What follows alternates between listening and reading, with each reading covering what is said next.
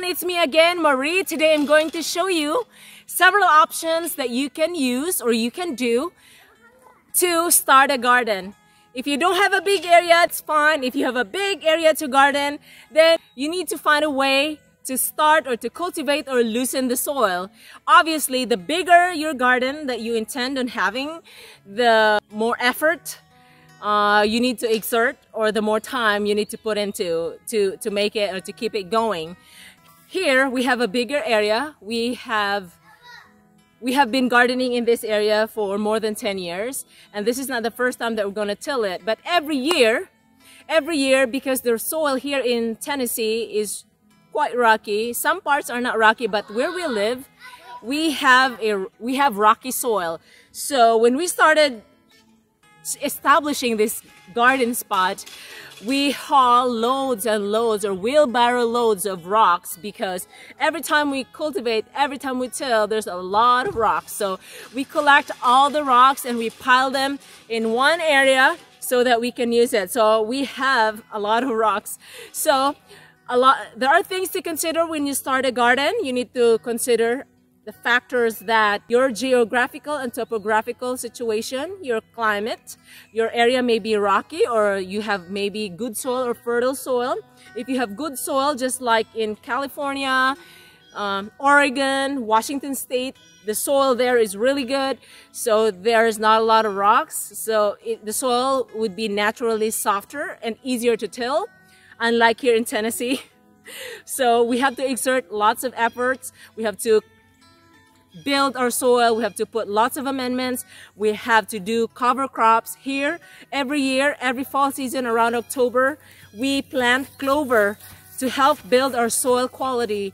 Clover plants will help improve the soil quality and helps put nitrogen into the soil. So every year we use a tiller. Even though some people will say that, oh, tilling your soil is not good. Some people will say it's okay. I'm here to say that a tiller has its place. It can be used at a right place at a right time. Like for us, we need to use a tiller, because if you plant clover, you need to incorporate it, you need to chop it up, and you need to cultivate it or till it into the mix in soil. The roots, the stalks, and the leaves needs to be incorporated and mixed in the soil. So we have to use a motorized tiller. We bought a new walk behind tiller.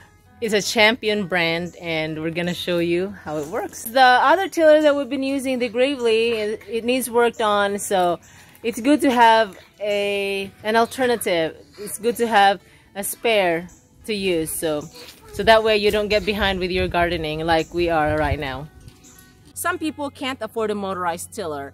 Some people can't afford a motorized plow. So all you have to do is use a manual tool, whatever you can find. Some people will only use a hand bolo. In the Philippines, people in the far-flung, whatever they can afford, they use it. Back in the day, they used carabaos, they used animals, the ox with their plow, and then that's how they cultivate the soil. Back in the day, people don't have a lot of options. They use their hands, they use whatever tools they can find to start a garden. And you can too, we can too. Time will come, we won't be able to buy fuel for our tillers. We won't be able to buy fuel for our motorized tractors and our motorized plows. So back to basic, back to using our hands and whatever tools we can find. So those are just options, and they are very convenient, easy to use, but we need to use our muscles, our hands, and we need to use our brain to think what we can do, an alternative, so that we can still cultivate, we can still have a garden, even when all these conveniences are taken away from us. So we need to go back to basics, using our hands and our manual tools. So speaking about manual tools, I have manual tools here that I can show you that we've been using to help us in our cultivation, soil cultivation. As I said, normally we till our soil, but in the fall, when I only have a small area to garden, I use the manual tools we have,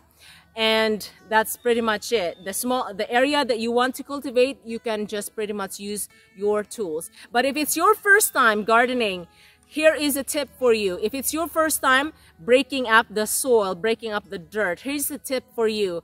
Before you start cultivating or before you start loosening your soil, make sure that you cover it with a black plastic, black thick plastic. That way the sun will not shine on it, so it will kill the grass naturally.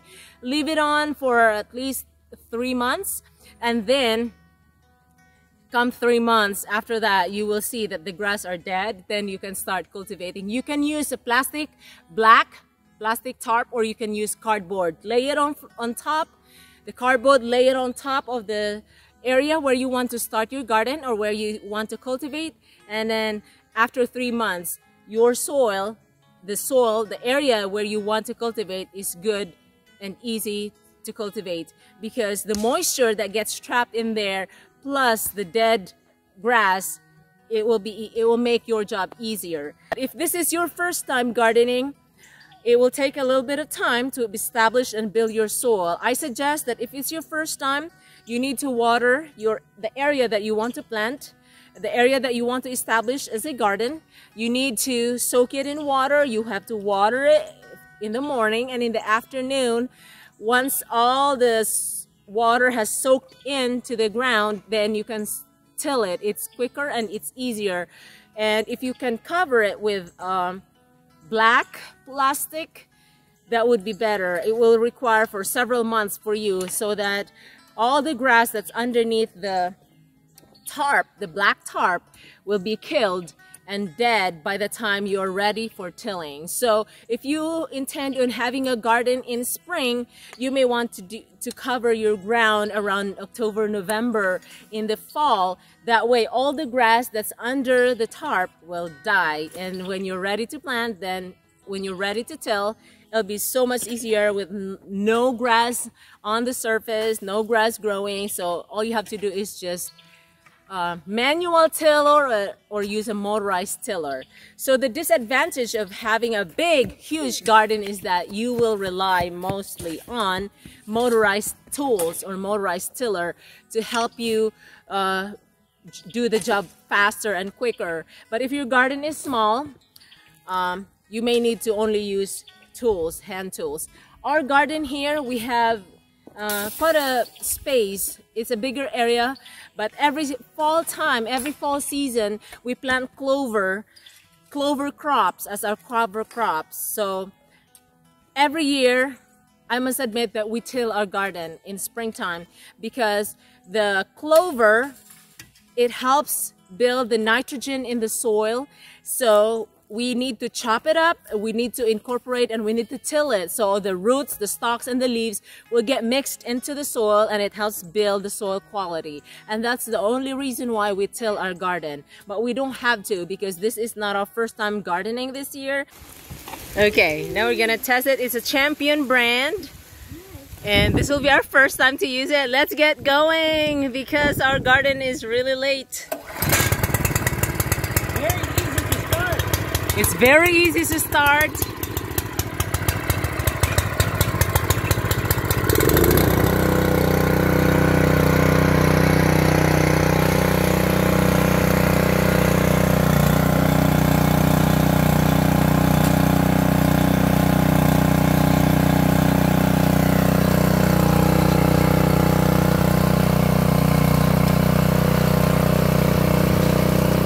Okay, if it's your first time to use this Champion walk behind tiller, you're supposed to engage the till. So this pin here is just holding the wheel on, but we have to pull it out. If I can get it out there. Pull out the wheel just a little bit. That's how you engage. There's a little hole in here, so I pull it out just a little bit. I have to line this up.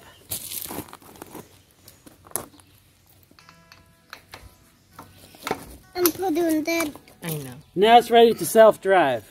Now it's ready to self-drive. So that's how you engage it. For a first-time user of Champion 212 tiller. 212 cc. 212 cc. Hey guys, there's a spider right here.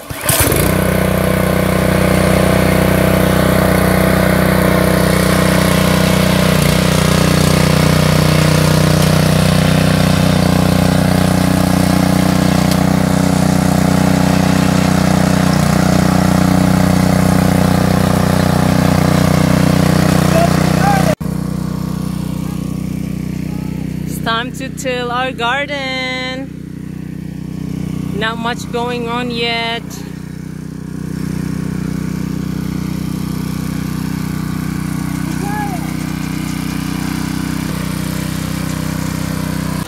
This is Champion Power Equipment, 19 inches, 48 centimeter, rear tine tiller, moto cultivator trowel. Okay, it's time to till.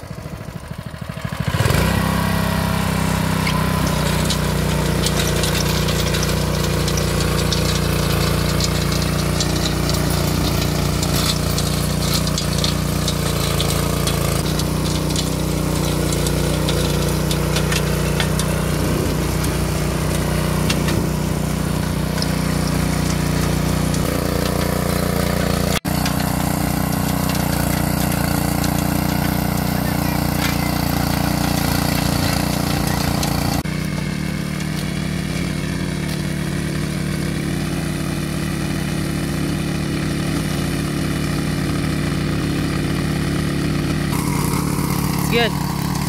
We have to do 2 passes here. 1, 2. We have to do it twice so that it loosens the soil more. Because we planted clover, so it needs to be shredded and incorporated into the soil. That's why we needed to till. Tilling is it's gonna shred the roots and the stalks and the dried leaves.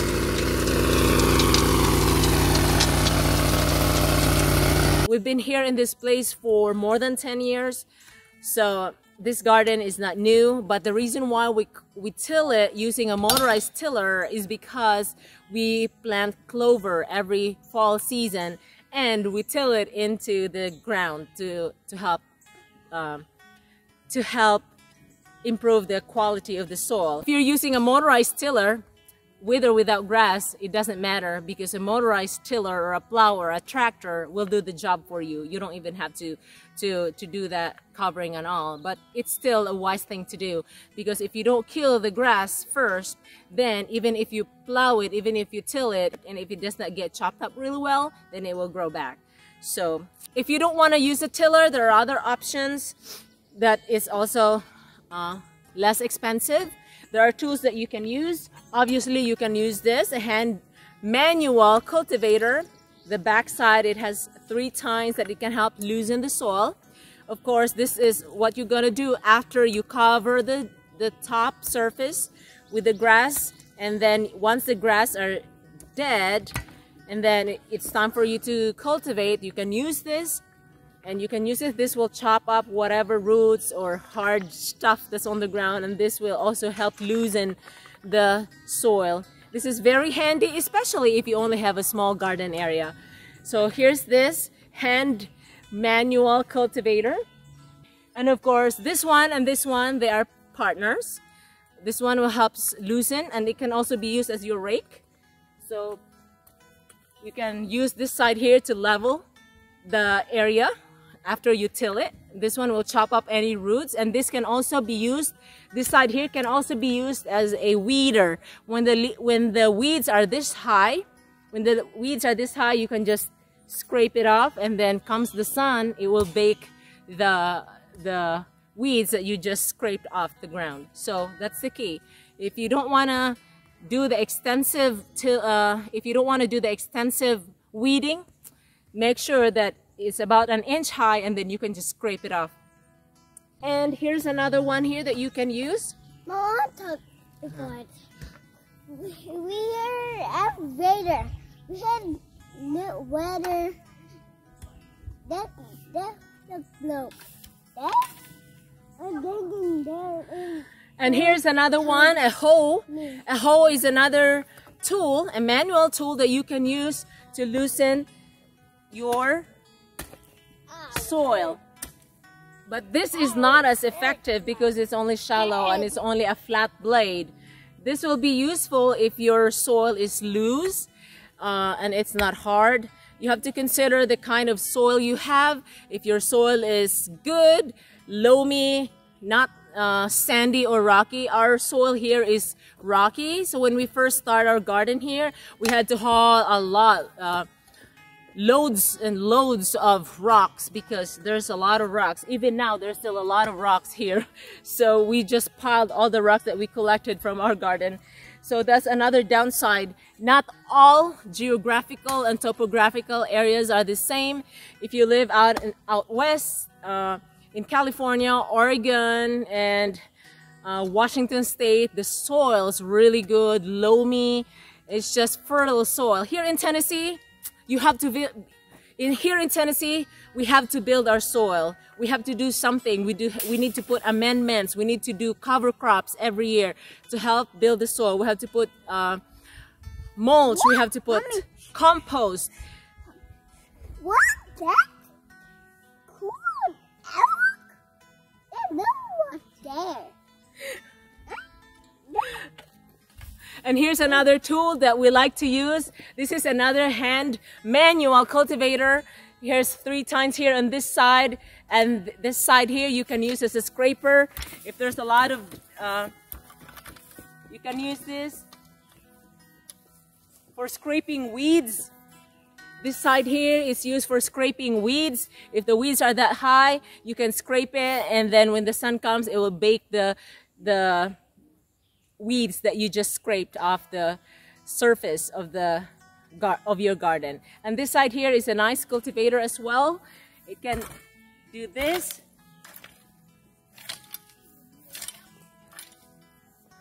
So here's another one that you can use. Another manual tool that you can use in starting a garden, in cultivating your garden, is a fork. This one here is very helpful. See?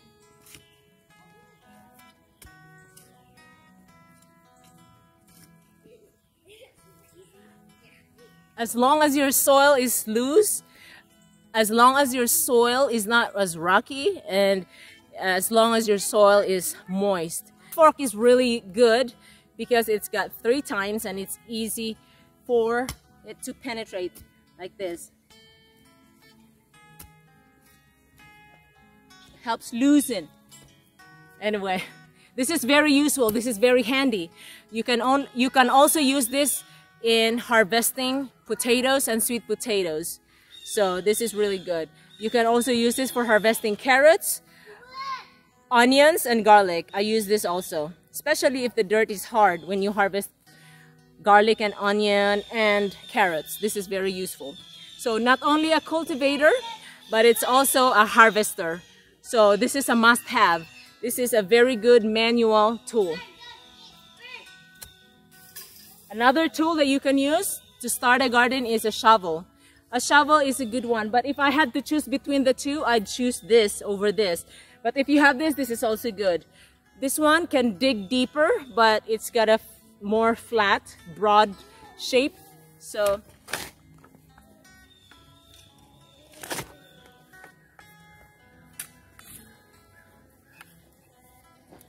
like the fork, you need to use 1 foot to press it, and you need to use your weight. Here's another one. This one, a hoe.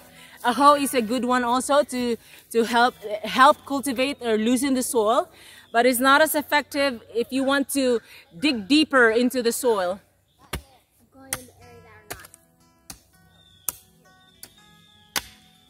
This is good if your soil is already loose and your soil is not very hard. If this is all you have, this can be used. Another one is this, the broad fork. This is our favorite cultivator, manual cultivator, soil cultivator. You see? This is 2 feet wide. It's bigger, it's wider than your regular fork. This is about maybe 10 inches, and the broad fork is about 2 feet. So this is wider. They act similar, but this one is lighter. The broad fork is heavier. So this is how you do it. Do it like this.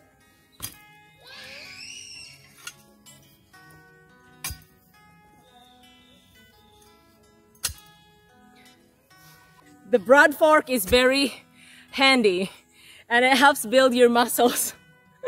I have used this a lot if I only intend to cultivate a small area. But with this size of a garden, as I said, we use our tiller because we have clover crops growing, and then we need to incorporate and till it into our soil. That's why we use a motorized tiller. But this one otherwise is not only for tilling, but this can be used in harvesting potatoes and sweet potatoes. This one here. This is one of our favorite manual cultivator. If you want to get this kind, feel free to use my Amazon affiliate link in the description below. I highly recommend you use a broad fork. If you don't have a broad fork, you can use a pitchfork. It's fine. So there you have it. So I'm not going to say that tilling is bad or not tilling is bad.